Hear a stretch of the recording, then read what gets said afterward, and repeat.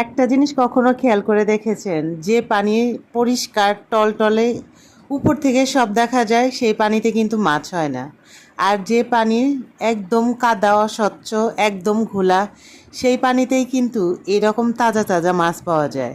সেরকম আমাদের মানুষের মধ্যেও কিন্তু এরকম আছে যে যারা উপরে উপরে দেখা যায় যে ভালোর বেশ ধরে থাকে। আমি সবসময় সৎ পথে চলি, সত্যি কথা বলি, নিজের কথা নিজেই ঢাকঢোল পিটায়, তারাই দেখবেন যে তাদের ভেতরে দুনিয়ার হচ্ছে কি বলে আবর্জনা। তো বাপ ছেলেতে হচ্ছে 2 প্লেটে দিয়েছিলাম ভাত ভাজি করে, তারা আবার এত মহাব্বত এত পিরিত যে ছেলে বলতেছে যে মা 1 প্লেটে ঢেলে খাই, আব্বার আমি বললাম খাও।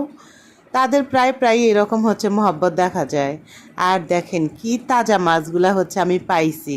মাছগুলা পেয়ে তো আমি খুব খুশি, তবে আমি যা দিয়ে রান্না করব, ইস্তেক আব্বা বলতেছে যে না তুমি সেটা দিয়ে তো রান্না করবা, তারপরে হচ্ছে আমাকে মরিচ পেঁয়াজ বেশ টকটকা করে নুন ঝাল দিয়ে হাতে মেখে হচ্ছে রান্না করে দিবা। তো আর কি করার। এদিকে সকালবেলা হচ্ছে প্রতিদিনই রুটি 2-1টা করে বেঁচে যায়। আজকে আবার কি হয়েছে, রুটি হচ্ছে শর্ট পড়ে গেছে। তো আমি আবার ভাবলাম যে কাঁচা আটা দিয়ে ঘি দিয়ে চিনি দিয়ে লবণ তেল দিয়ে মেখে কাঁচা আটার যে রুটিটা হয় সেটা কিন্তু একদম সফট সফট হয়। তো ওই রকম করে রুটিটাই বানাই। রুটি বানাইতাম না সেমাই দিয়ে, কিন্তু এই কাঁচা আটার রুটি খাইতে খুব মজা লাগে। এই জন্য আবার এই রুটিটা কষ্ট করে হলেও বানাইলাম।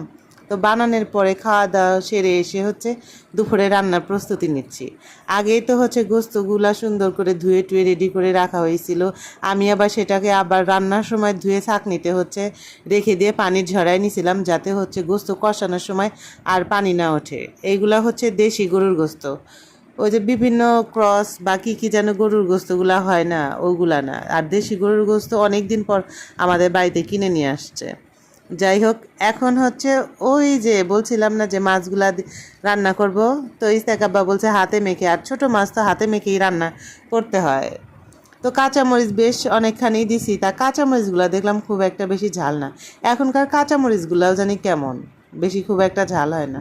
তবে মাছের তরকারিটা ইস্তেক আব্বা বললো যে আর একটু নুন ঝাল যদি টকটাকা করে দিতা আরও ভালো লাগতো। তবে বাড়ির সবাই তো আবার এরকম করে নুন ঝাল টকটাকা খাইতে পারে না। বিশেষ করে হচ্ছে ইস্তেকের দাদু একটু নুন ঝাল হচ্ছে কম খায়। যাই হোক, ঢেকে দিলাম, ওটা ওর মতো হোক। বল্লক উঠে গেছে, বল্লক ওঠার পরে আবার একটু নেড়ে চেড়ে দিতে নিয়ে ভাবলাম যে ভেঙেই যায় কি না, তা দেখি না বেশ ভালোই আছে। তবে এই কালারটা আমি একটু চেঞ্জ করব। তো পাশের চুলায় হচ্ছে গরুর গোস্তটা দিছিলাম। গোস্তটা কষানো শেষ, এখন এর মধ্যে হচ্ছে আলু কেটে কেটে দিলাম। আলু হচ্ছে ইস্তেক আব্বা দিতে মানা করছিল যে আজকে আলু দিও না, তো ইস্তেকের দাদিমা আবার বললো যে আলু দিয়েই হচ্ছে রান্না করো। তো ইস্তেক আব্বা যেরকম করে বলছিল সেরকম করেই রান্না করবো।